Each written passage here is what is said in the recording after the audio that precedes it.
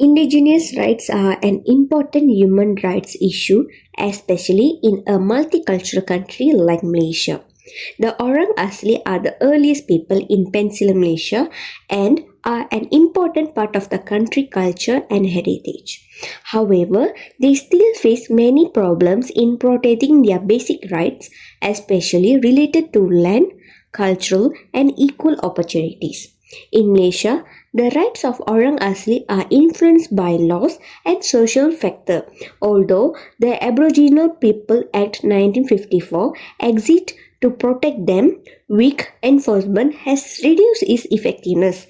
Rapid development, farming activities, and urban growth have also increased pressure on Orang Asli land and way of life. How Malaysia treats the Orang Asli shows its commitment to fairness, equality, and human dignity. The Orang Asli are divided into three main groups: Negrito, Senoi, and Proto Malay, with 18 smaller communities. Their lives are closely connected to the forest, which is important to their cultural identity and beliefs. However, the many Orang Asli communities still face poverty, limited access to education and healthcare, and land dispute. Solving this problem is important to build an more fair, inclusive, and respectful Malaysian society. Today, we would like to discuss the issue of indigenous rights in Malaysia, focusing on the Orang Asli community.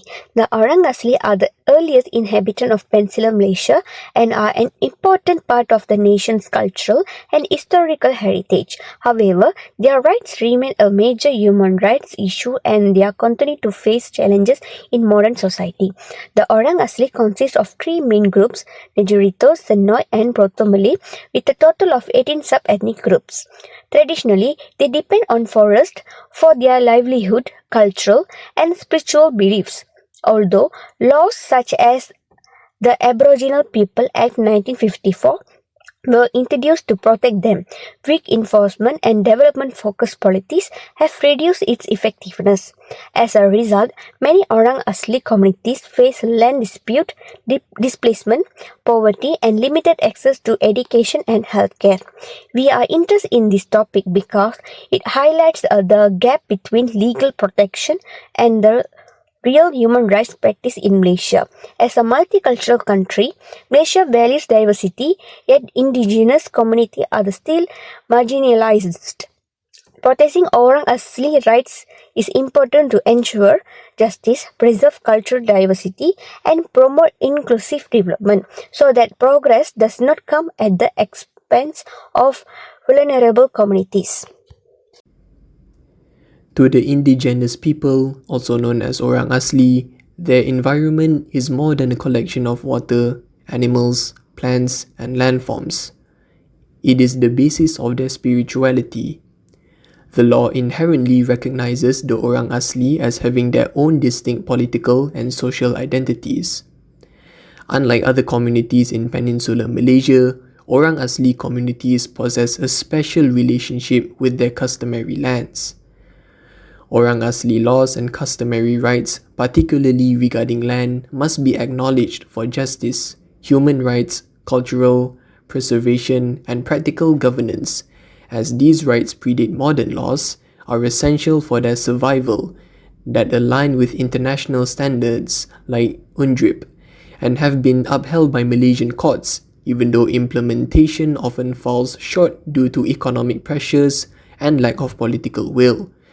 Acknowledgement prevents marginalization, protects the Orang Asli's unique way of life, and ensures fair treatment as the first peoples of Peninsular Malaysia. Orang Asli have lived on their lands for generations, possessing inherent rights and customary laws that predate colonial and laws, like the torrent system. Their land is integral to their identity, culture, food, medicine, and overall survival. This possession leads to malnutrition, disease, and cultural loss. Malaysian courts have recognized Orang Asli customary land rights under common law, establishing that these rights exist independently of specific government legislation. In regards to international standards, International instruments like the UN Declaration on the Rights of Indigenous Peoples provide a framework for universal protection, requiring states to recognize and protect these rights. Acknowledging Orang Asli's rights protects against uncontrolled development such as logging and plantations that prioritizes economic interests over their fundamental human rights. Acknowledging their unique status upholds the principle of equality, recognizing them as the original inhabitants with distinct rights, not just as beneficiaries of state benevolence. Certain challenges include conflicting laws, economic interests, where state governments often prioritize large-scale development projects over indigenous land rights. There is also political will, where despite legal rulings, state authorities sometimes deny the existence or validity of customary lands, seeing Orang Asli as illegal occupants from their perspective.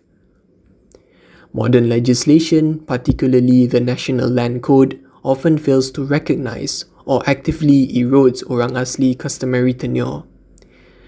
Acknowledging these laws isn't just about giving land, it's about recognizing their distinct political, social, and cultural identities, ensuring their self-determination, and correcting historical injustices, aligning Malaysian law with international human rights principles.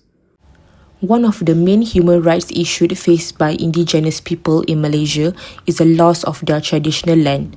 Many families are displaced due to logging, plantations and development projects, leaving them without homes and disrupting their traditional way of life. Their land is more than just a place to live. It provides food, medical plants and space for traditional ceremonies, and it is closely tied to their cultural identity, tradition and daily practices. Even though there are laws meant to protect these people, their rights are often overlooked, and many families are forced to move multiple times, causing instability, hardship, and uncertainty about the future. For these people, losing land means losing a vital part of their history and way of life. These ongoing struggles highlights the importance of recognizing and protecting the rights of indigenous people, who continue to face many challenges that threaten their culture, heritage, and way of life. Assalamualaikum and a very good day to my lecturer and fellow friends. Okay, today I would like to address human rights issues faced by indigenous peoples, focusing not on land rights but on challenges related to equality, access to basic services, cultural survival, and also participation in decision making. Indigenous peoples exist in almost every region of the world, and although their cultures, languages, and histories differ, many of them face similar forms of marginalization. Despite international recognition of their rights, indigenous communities often remain among the most socially and economically disadvantaged groups in society. This raises an important human rights concern. Equality doesn't always mean justice. One major issue is limited access to education and healthcare. In many indigenous communities, schools are under-resourced, culturally irrelevant, or located far from villages. As a result, indigenous children experience higher dropout rates and lower educational outcomes. Healthcare access is also unequal, with limited medical facilities, language barriers, and lack of cultural sensitive treatment. These conditions violate the basic human right to education and wealth, which are essential for dignity and long-term development. Another serious human rights concern is cultural erosion and loss of identity.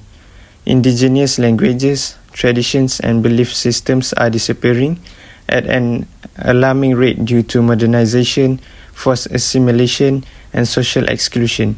When indigenous peoples are pressured to abandon their culture to fit in, their right to cultural expression and identity is denied. Culture is not a luxury, it is a fundamental human right that shapes who people are and how they belong in society. In addition, indigenous peoples often face systematic discrimination and social exclusion. Stereotypes and prejudice have resulted in unequal treatment in employment, public services, and also legal systems. This creates cycles of poverty, and marginalization that are difficult to escape. Human rights principles emphasize that every individual deserves equal protection under the law, yet indigenous communities are frequently overlooked or unheard. And lastly, there is the issue of political representation and participation. Many indigenous peoples have little voice in decisions that affect their lives, policies or development plans. Without meaningful participation, their needs are misunderstood or ignored. True human rights protection requires not just consultation, but respect for indigenous voices and self-determination. Thank you. The landmark case of Adombe Kual and Ors versus Kerajaan Negeri Johor and Enor marked a historic legal victory for a Jakun tribe against the Johor state governments regarding the acquisition of ancestral land for a water catchment project. While the state initially argued that the Orang Asli were merely tenant at will, entitled that only to compensation for their crops, the Court of Appeal rejected this view and formally recognized common law native title in Peninsular Malaysia. The court ruled that the community held a proprietary interest in the land itself rather than just a right to use it, making them entitled to full compensation under the Land Acquisition Act 1960. This decision was pivotal because it established that customary land rights are legal property right, not merely a privilege granted by the state. The Orang Asli were here long before modern Malaysia, yet today many still live in poverty. In Peninsular Malaysia, there's a community where almost 9 out of 10 people live in poverty, and it all began with land loss during colonial times. Generations ago, the Orang Asli of Peninsular Malaysia lived from the forest. There was farming, hunting, fishing, and trading with nearby settlements. They had food, security, clean water, and the skills to survive without relying on outside income. When the British arrived, though, large areas of forest were cleared for tin mines and rubber estates, land was declared state land, removing the Orang Asli's ability to own and control it. Then, during the Malaysian emergency from 1948 to 1960, thousands were relocated into the guarded settlements to cut contact with communist insurgents, often far away from their original forest and farm. After independence, logging plantations, highways, and dams continued to shrink their land. And today, less than 20% of Orang Asli villages were officially gazetted, and even these can be de-gazetted for public projects. And losing land to an Orang Asli means they lose their food security, they have no collateral, and they have no land to borrow against. For education or business, they lose all their bargaining power. So without land, many rely on low-wage seasonal work. Living in remote villages also mean that schools are often hours away, so the dropout rates tend to be really high. In 2018, 23.3% of Orang Asli children dropped out of school after Standard 6, compared to 3.2% nationally. So they have fewer graduates, fewer skilled jobs, poor health from malnutrition, and very limited healthcare, which reduces their work capacity. And then the cycle repeats across generations, and life expectancy for them is only 53 years, in comparison to us, which is 73 years nationally. Why does this matter to us? Generational poverty wastes talent and keeps people locked out of opportunity. Protecting Orang Asli lands also safeguards Malaysia's remaining carbon-rich forests, which are vital for economy, biodiversity, and climate goals. Ending Orang Asli's poverty starts with restoring land, improving education, and ensuring healthcare access. No community is trapped in a cycle that they didn't create. Poverty this deep isn't an accident, but it is the result of choices made over decades. Which means we can choose differently starting now. In late July 2025, the government has given its assurance to uphold and enhance the rights of the Orang Asli community through amendments to the Aboriginal Peoples Act 1954. Deputy Prime Minister Datuk Seri Dr. Ahmad Zahid Hamidi assured that the amendments would not only defend the rights of the indigenous community but also to help uplift them. The Deputy Prime Minister also happens to be the Rural and Regional Development. He said that the proposed amendments will focus on 7 key areas, namely land, education, health, economy, leadership, infrastructure and culture. At present, the government is undertaking efforts to amend the Act, which has not undergone any substantive revision since it came into force in 1954. Dr. Ahmad Zahid also noted that land administration matters fall under the jurisdiction of the respective state governments as stipulated in the Federal Constitution. In light of this, he said the Rural and Regional Development Ministry will hold engagement sessions with state governments via the special meeting of the Orang Asli Consultative Council to deliberate on land matters involving the community. In this discussion, it is stated that 4 key areas will be among the focus for amendments to the Aboriginal Peoples Act 1954, which the Dewan Rakyat was told. He said studies are also being carried out towards reviewing existing aspects in the Act comprehensively. Citing early findings from the study and engagements, the Rural and Regional Development Minister said Orang Asli matters have been identified as requiring amendments. So this includes customary land matters, welfare, the management of customary marriages, and also governments. This includes customary land matters, welfare, the management of customary marriages, and also governance of traditional leadership in the Orang Asli community. Dr. Ahmad Zahid wants to assure that all the rights of the Orang Asli community will be defended and improved. Such engagements will continue until the amendments are tabled. He also said that a special meeting is set to be held together with the Orang Asli Development Council, also known as MAPOA.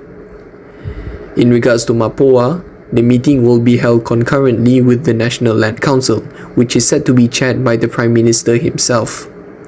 Dr. Ahmad Zahid also noted that the Act has not been amended substantively for the past 71 years, citing the crucial need for this.